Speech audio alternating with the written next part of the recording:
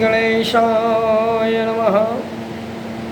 श्रीमन्महागणाधिपतये नमः। या श्री स्वयं सुकृतिनां भवनेषु लक्ष्मी पापात्मनां हृदस्यां हृदयेषु बुद्धि श्रद्धा सुतां कुलजं प्रवशलज्जा तां तां नतास्म परिपालय देवी विश्वं।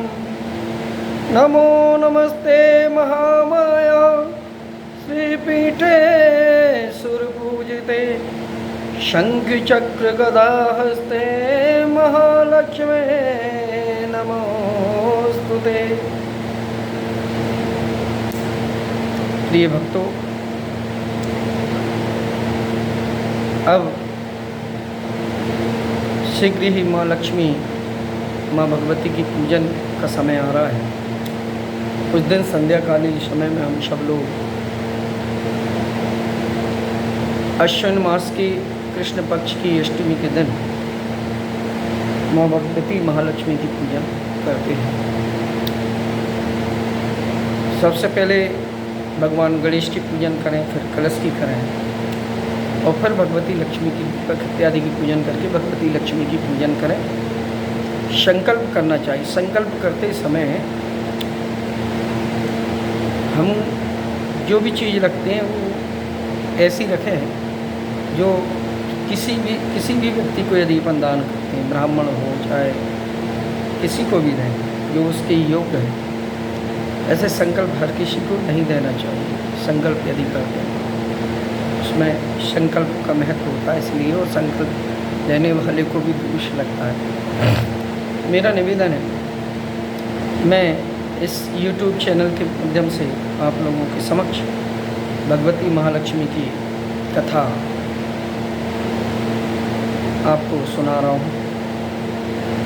यदि कोई ब्राह्मण आपको पूजन करते समय न मिल पाए तो आप प्रेम से इस कथा को YouTube के माध्यम से श्रवण करें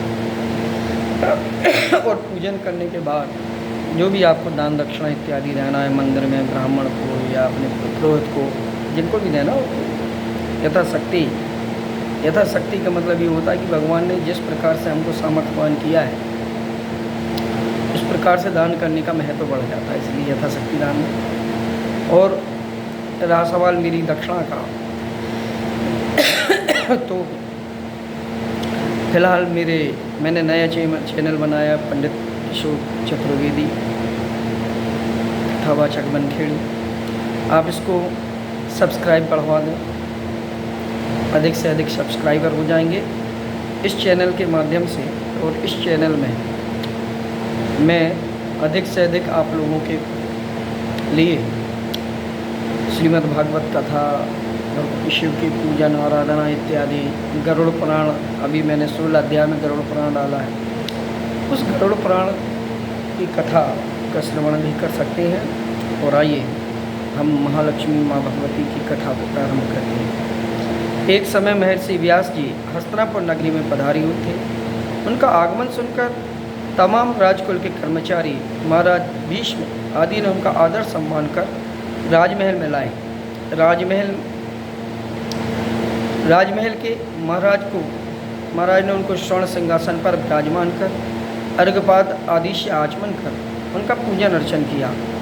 व्यास जी के शौचित होने पर गांधारी माता कुंती ने हाथ जोड़कर उनसे प्रश्न किया, महाराज आप त्रिकालदर्शी और तत्वदर्शी हैं, आपसे प्रार्थना है कि हम स्त्रियों को कोई ऐसा उत्तम व्रत बतलाइए व कोई सरल पूजन बतलाइए जिससे हमारी राज्य लक्ष्मी शुभ पुत्र पौत्र सपरिवार सहित सदा सुखी रहें। इतना सुनकर व्यास जी ने कहा कि हम तुम्हें ऐसा व्रत का उल्लेख कर रहे हैं जिससे सदा लक्ष्मी जी स्थिर होकर सुख पैदा करेंगी। वह श्री महालक्ष्मी जी का व्रत है जिनका पूजन व्रत प्रतिवर्ष अश्विन मास अर्थात कुंवर मास की कृष्ण पक्ष की अष्टमी को माना जाता है। किस विधान से पूजन होता है यह विस्तार से बतलाने का कष्ट करें, ऐसा माता गांधारी और कुंती ने व्यास जी से प्रार्थना की।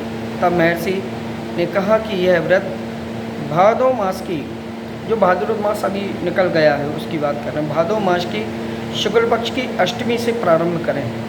इस व्रत को पहले हमारी माताएं बहनें जो व्रत करती थी वो अष्टमी के दिन से प्रारंभ करती थी। उस यानी राधा अष्टमी जिसको कहते हैं, राधा अष्टमी से इस व्रत को प्रारंभ किया जाता है। तो आप सभी से भी निवेदन है कि इसको अष्टमी से ही व्रत को प्रारंभ करें। अष्टमी के दिन सुबह व्रत का मन में संकल्प लें और किसी कुएं, जलाशय, नर्मदा नदी आदि में जाकर स्नान कर स्वच्छ निर्मल वस्त्र पहने, फिर ताजी दूब वाले उस ताजी दूर्वा को जल, ताजी दूर्वा और जल को महालक्ष्मी को अर्पण करें, तर्पण करें, उन्हें प्रणाम करें। फिर घर आकर 16 धागों का एक गड़ा बनाएं, 16 धागे लें और ये विधि यदि करेंगे तो निश्चित रूप से हमारे घर में महालक्ष्मी जी स्थायी रूप से रहती हैं। 16 धागों का एक गड़ा बनाकर प्रतिदिन उनकी पूजन करके एक एक गांठ लगानी चाहिए। इस प्रकार 16 दिन तक 16 गांठ लगाकर एक गड़ा तैयार करें। अश्विन कृष्ण पक्ष की अष्टमी का व्रत रहकर मंडप बनाकर चंदी बतान कर उसके नीचे माटी के हाथी पर श्री जगदम्बा महालक्ष्मी की मूर्ति स्थापित कर तरह तरह के पुष्प मालाओं से लक्ष्मी जी व हाथी का पूजन करें। व्रत करने से आप लोगों की राज्य लक्ष्मी सदा स्थिर बनी रहेगी, ऐसा विधान बताकर व्यास जी अपने आश्रम को प्रस्थान कर गए। इधर समय अनुसार भादो मास की शुक्ल पक्ष की अष्टमी के दिन से तमाम राजघराने की रानियों ने व नगर की स्त्रियों ने श्री महालक्ष्मी जी का व्रत आरंभ कर दिया। बहुत सी स्त्रियां न नारी गांधारी के साथ मान प्रतिष्ठा हेतु व्रत का साथ देने लगी। कुछ थोड़ी नारी माता कुंती के साथ भी व्रत करना आरंभ करने लगी, पर गांधारी जी द्वारा कुछ द्वेष भाव चलने लगा। ऐसा होते होते 15 दिन व्यतीत हो गए।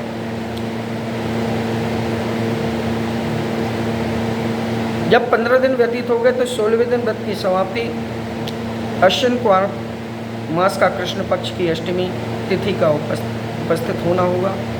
उस दिन प्रातःकाल से ही नगर के समस्त नर नारियों ने उत्सव मनाना आरंभ कर दिया और तमाम नर नारी राजमहल में गांधारी जी के यहाँ उपस्थित होकर तरह तरह से श्री महालक्ष्मी जी के मंडप व माटी के हाथी बनाने और सजाने की बड़ी तैयारियां होने लगीं और गांधारी जी ने नगर के समस्त सभी प्रतिष्ठित नर नारियों को पूजन के लिए बुलावा भेजा, उनके लिए बुलाने के लिए सेवक भेजे, परंतु कुंती को कोई बुलावा नहीं भेजा गया और न ही कोई सूचना उत्सव में सम्मिलित होने की दी गई।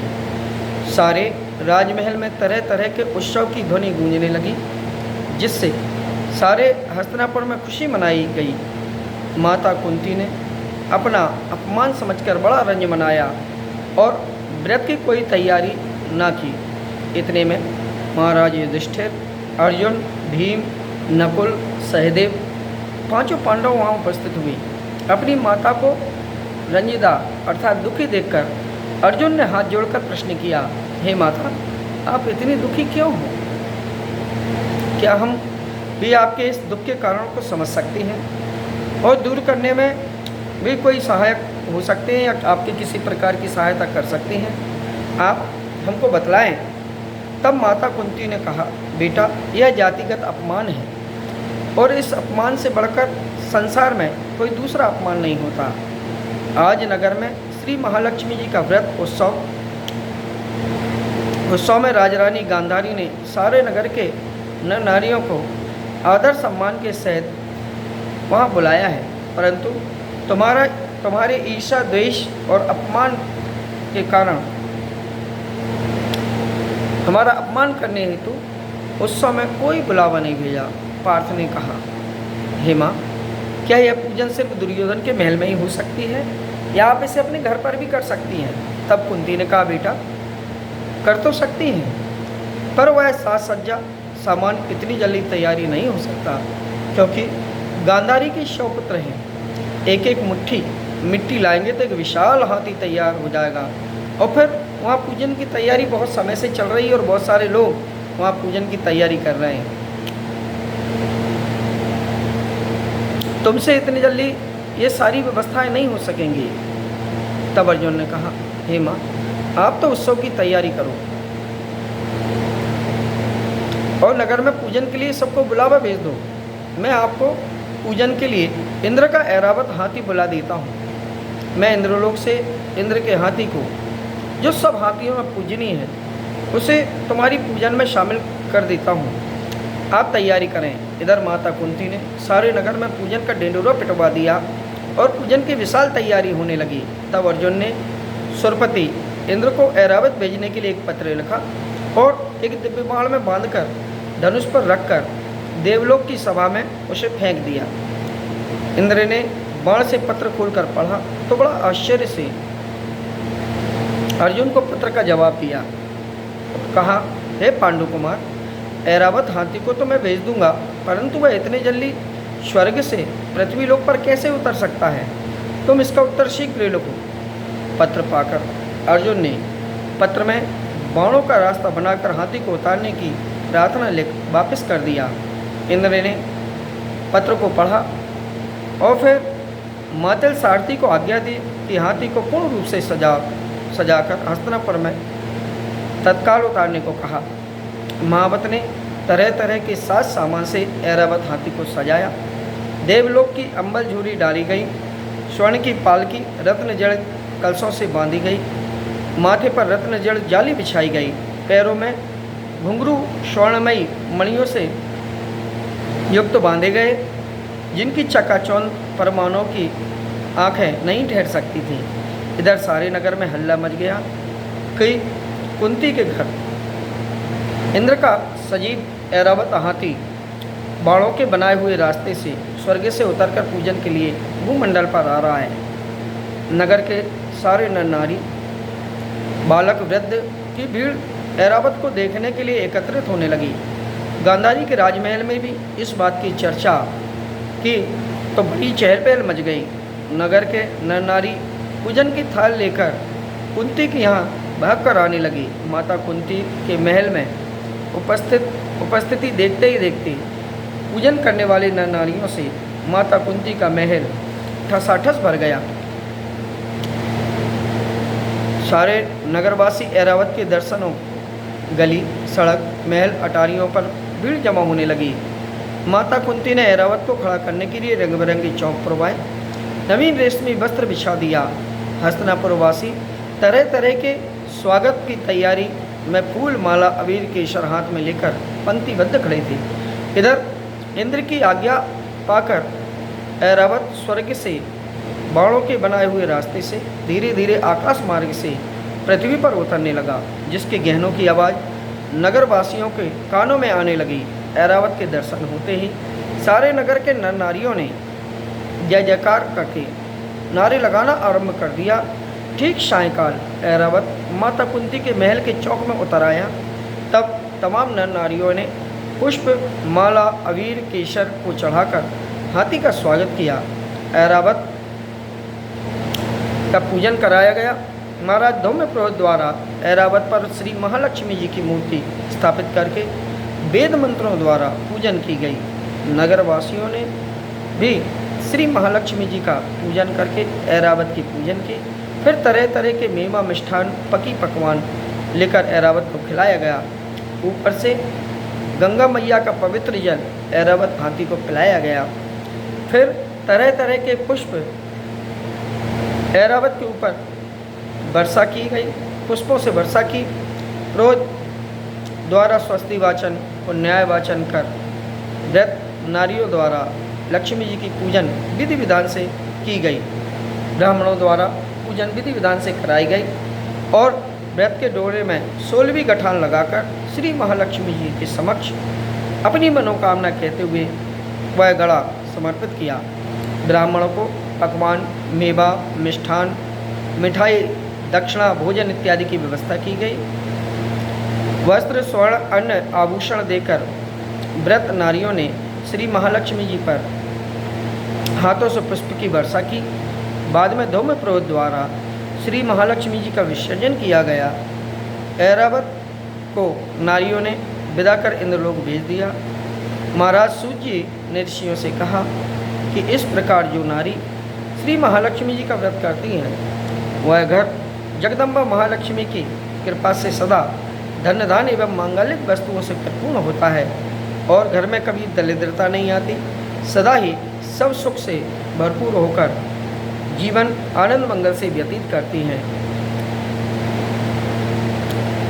मिति अत श्री महालक्ष्मी व्रत कथा की विधि, ये जो इसकी विधि है उसको सभी लोगों को विधि विधान से करना चाहिए। भादों शुक्ल पक्ष की अष्टमी से किसी जलाशय में स्नान करके 16 दिन तक दूरवा से जल से तर्पण करें। ये माताओं को अवश्य करना चाहिए, मेरा निवेदन है। पूजा में यह मंत्र कहें, ऊंचो सो खीड़ो परपट्टन गाँव, जहाँ बसे मंगल सेन राजा, अमेंती दमयंती रानी, ब्राह्मण देवता कहे कहानी,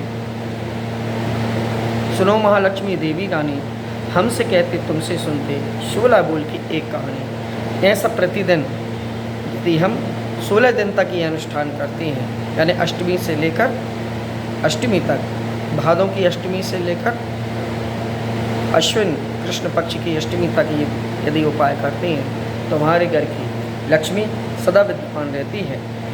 और मैं पुनः आपसे आग्रह करूंगा कि मेरे चैनल को अधिक से अधिक सब्सक्राइब करें, लाइक करें, शेयर करें और मेरे सब्सक्राइबर बढ़ेंगे तो आपको ऐसी ही अच्छी अच्छी कथाएं इस चैनल के माध्यम से सुनने को मिलेगी। बोलिए जगदम्बा महालक्ष्मी मैया की जय। हर हर दे श्री बांके बिहारी लाल की जय।